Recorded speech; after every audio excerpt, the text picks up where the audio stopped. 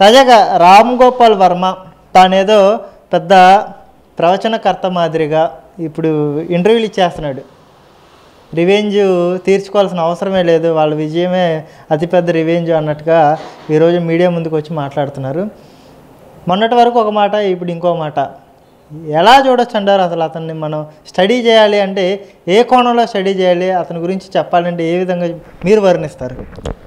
రామ్ గోపాల్ వర్మ గారు ఒక బఫూను.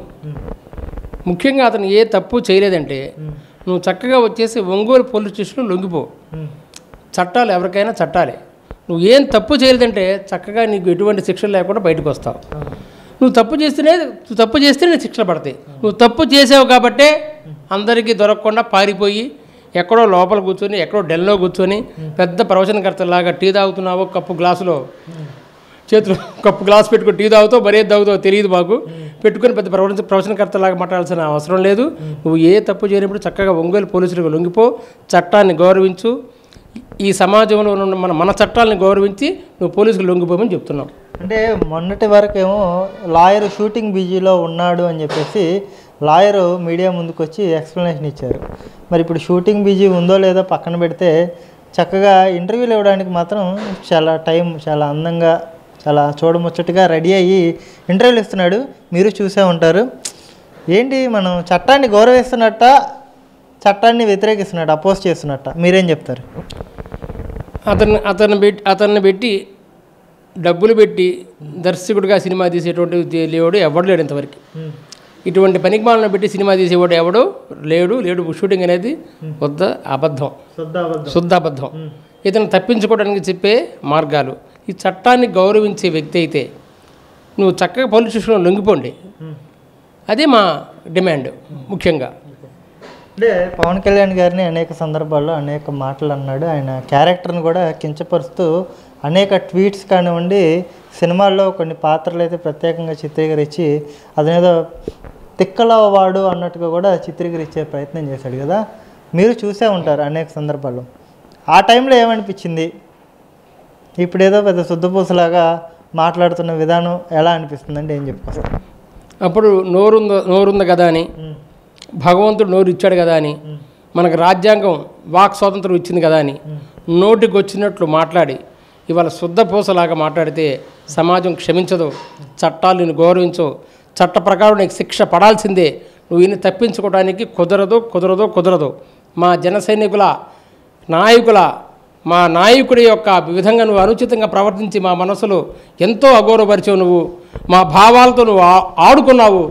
వ్యూహం సినిమాలో మాజీ ముఖ్యమంత్రి చంద్రబాబు నాయుడు గారిని, అంతకుముందు కదా ముఖ్యమంత్రి చంద్రబాబు నాయుడు గారిని, మా అధ్యక్షుడు పవన్ కళ్యాణ్ గారిని, యువనాయకుడు నారా లోకేష్ గారిని నువ్వు ఏ విధంగా చిత్రీకరించావో నీకు తెలీదా? ఎందుకు చిత్రీకరించావు? నీకు ఎటువంటి మనసులో లేనప్పుడు ఏ విధంగా ఎందుకు చిత్రీకరించాల్సిన అవసరం వచ్చింది? ఇవాళ నువ్వు పెద్ద శుద్ధపూసలాగా మాట్లాడితే ఊరుకుంటావు అనుకుంటావా? చట్టాలు మాత్రం ఎట్టి పరిస్థితులు ఊరుకోవండి.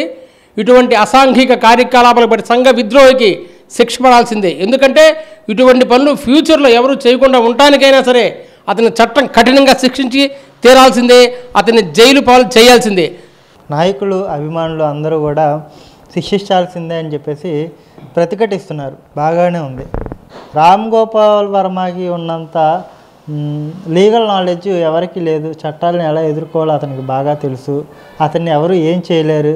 మీరంతా కూడా అరిచి గీ పెట్టుకొని ఇదంతా కూడా వృధా ప్రయాసే అన్నట్టుగా కూడా కొంతమంది మాట్లాడుకొస్తున్నారు. దీనికి మీరేం సమాధానం చెప్తారు? ముఖ్యంగా ఒక మాటలో చెప్పాలంటే మన భారతీయ కుటుంబ వ్యవస్థ, మన భారతీయ సంస్కృతి సంప్రదాయాల గురించి దేశ విదేశాల్లో ఎంతో గొప్పకొచ్చిన భారతదేశం అంటే సంస్కృతి సాంప్రదాయాలకు పుట్టినది. అట్లాంటి కుటుంబ వ్యవస్థను అపహాసం చేసే విధంగా ఎన్నో ఇంటర్వ్యూలు ఇతను మాట్లాడాడు. ఇతను ఎప్పుడు ప్రజల గుండెల నుంచి మనసుల నుంచి ఎప్పుడూ దూరం అయిపోయాడు. ఇతను ఈ ఆర్జీవి అనే అతనికి అసలు విలువే లేదు. ఎందుకంటే అతను చేసే చేష్టల వల్ల అతను ఎప్పుడు ప్రజల గుండెల నుంచి ఎప్పుడు అతను మానసికంగా, అతను నైతికంగా అతను లేనట్టే ఒక రకంగా చెప్పాలంటే. అటువంటి వ్యక్తికి ఇంకా మనం అతన్ని ఈ రకంగా మాట్లాడి జైల్లో అంటే చట్టాలను అతను గౌరవిస్తే అతనికి పోయిన డ్యామేజ్ విలువ కొంతనే వచ్చింది. ఇలా తప్పించుకొని తిరిగితే అతనికి మాత్రం రాబోయే రోజుల్లో చుక్కలు చూపించడం మాత్రం ఖాయం. ముఖ్యమంత్రిగా పవన్ కళ్యాణ్ గారి పనితీరు ఎలా ఉంది అంటే ప్రస్తుతం జన సైనికుల్లో జనసేన పార్టీ శ్రేణుల్లో ఎలాంటి చర్చ నడుస్తుంది కళ్యాణ్ గారి గురించి ఎక్స్పెషల్గా చెప్పాలి అంటే మీరేం చెప్పుకొస్తారు? పవన్ కళ్యాణ్ గారిని మేము ఇంత ఇంత జాతీయ స్థాయిలో ఇంత నాయకుడు అవుతాడని చెప్పి మేము కల్లో కూడా ఊహించలే.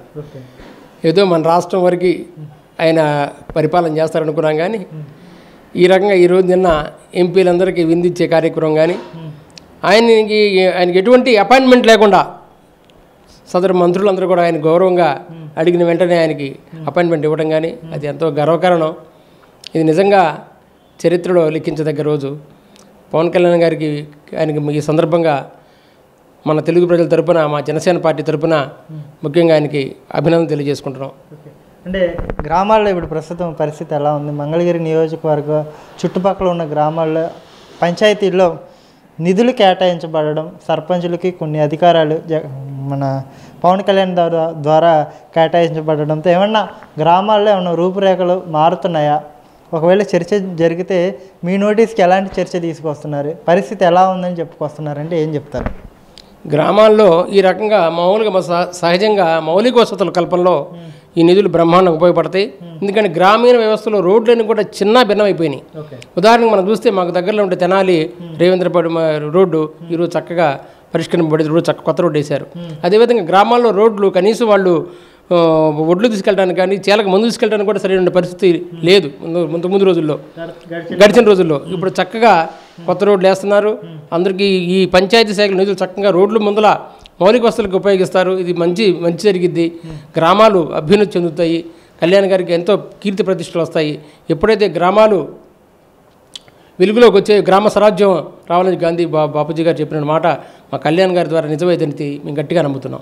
అంటే నారా లోకేష్ గారు మీ నియోజకవర్గంలో మొన్న ఈ మధ్యకాలంలో ఒక 4,000 ఉద్యోగాలకి ఇంటర్వ్యూలు జాబ్ మేళా నిర్వహించడం, చాలామంది కూడా రావడం, ఉద్యోగాల్లో ఎంపిక కావడం, చాలామంది యువత కూడా చాలా ఆనందాన్ని వ్యక్తం చేస్తున్నారు కదా. ఇంకా భవిష్యత్తులో ఎన్డీఏ కూటమిలో ఎలాంటి చేర్పులు మార్పులు చోటు చేసుకోబోతున్నాయి?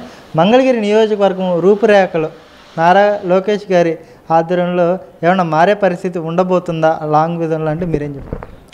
మంగళగిరి చరిత్రలో నారా లోకేష్ గారికి ముందు, నారా లోకేష్ గారి తర్వాత అనే విధంగా చెప్పుకుంటారు రాబోయే రోజుల్లో.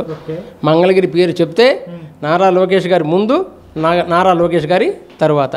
అంత అద్భుతమైన పరిపాలన అందిస్తున్నారు లోకేష్ గారు. నిజంగా మంగళగిరిలో పోటీ చేయటం, ఆయన ఆ రకంగా 90,000 పైచిలకు మెజార్టీ గెలవటం మన అదృష్టం. ఈ మంగళగిరి ప్రజలు చేసుకున్నటువంటి పూర్వజన్మ సుకృతం ఇది. నారా లోకేష్ గారు మన నియోజకవర్గానికి ఎమ్మెల్యే కావటం, ఆయన ఎట్టి పరిస్థితుల్లో మంగళగిరిని అభివృద్ధి పథంలో ముందుంచుతాడు. రాష్ట్రంలోనే మా మంగళగిరి నియోజకవర్గం నెంబర్ 1 ఉంటుంది అభివృద్ధిలో అని చెప్పి ఘంటాపదంగా మేము కూటమి తరపున ఘంటాపదంగా చెప్పగలం. 5 నెలలు ఎలాంటి మార్పులు చోటు చేసుకున్నాయి? చాలా బ్రహ్మాండమైన మార్పులు. మీ పాయింట్ ఆఫ్ వ్యూ మీరేం గమనించారు ఈ 5 నెలల కాలంలో లోకేష్ గారు ఎమ్మెల్యే అయిన తర్వాత? ఈ 5 నెలల కాలంలో చాలా మార్పులు చేశారు. ఉదాహరణకి మన గోల్డ్ దానికి కొత్తగా దానికి ఒక శాఖ కేటాయిస్తారు. మన గోల్డ్ ఇక్కడ మంగళగిరిలో గోల్డ్ పనిచేసే వాళ్ళు ఎక్కువ, వాళ్ళకి ఒక శాఖను కూడా, స్వర్ణకారులు వాళ్ళకి ఒక శాఖను కేటాయిస్తున్నారు. అదేవిధంగా చేనేతలకి ముఖ్యంగా ఉన్న చేనేతలకి ఆయన ముఖ్యంగా బలమైన నాయకుల్ని ఇక్కడ తయారు చేస్తున్నారు. అదేవిధంగా గ్రామాల్లో కూడా ప్రజలకు ఉపయోగపడే కార్యక్రమాలు ఎన్నో చేపడుతున్నారు. అదేవిధంగా మంగళగిరి క్రికెట్ స్టేడియం కూడా అంతర్జాతీయ క్రికెట్ స్టేడియంగా రూపొందించడానికి ఆయన సత్వరం చర్యలు తీసుకుంటున్నారు. రాజధాని రోడ్ల పరంగా ఇక్కడ నిడమర రోడ్డు కూడా రైల్వే వంతెనకి శ్రీకారం కూడా చుట్టారు. ఈ విధంగా పలు అభివృద్ధి పనులు ఇంకెన్నో చెప్పుకోలేము, ఎన్నో అభివృద్ధి పనులు జరుగుతున్నాయి, ఇంకా జరుగుతాయి. ఆర్కే గారు ఉన్నప్పుడు జరగలేదు. ఆర్కే గారు ఉన్నప్పుడు ఇంత అభివృద్ధి జరగలేదు. ఎందుకంటే ఇప్పుడు లోకేష్ గారు వచ్చే 5 నెలలు 6 నెలలే కదా. ఇప్పుడు ఆర్కే గారు అంటే ఆయన 10 సంవత్సరాలు పనిచేసి ఎమ్మెల్యే చేశాడు. చేశారండి, చేయలేదని అంటలా. ఇంత లోకేష్ గారు అంత పోటీ పడేంత పని ఆయన చేయలేడు. రాజధాని దెబ్బతీయటం ఈ పనులు దెబ్బతే ప్రజలకు ఉపయోగపడే ఏ ఒక్క పని కూడా వాళ్ళు అడ్రస్ లేరండి. మరి ఆయన అడ్రస్ లేరు, ఏమో మరి ఆయన అడ్రస్ లేరు. చాలా మంగళగిరి ప్రజలు చెప్పుకుంటున్నారు ఆర్కే గారి పేరే కనపడతలేదు, ఎటు లేరు. చాలా సందర్భాల్లో మంగళగిరి ప్రజలు చాలాసార్లు చెప్పుకోవడం నేను విన్నాను. అది ఎటు లేరు, ఏమో ఆర్కే గారితో ఏమైపోయారు అంటే మామూలుగా బయటికి వెళ్ళినప్పుడు వింటూ ఉంటాం. అది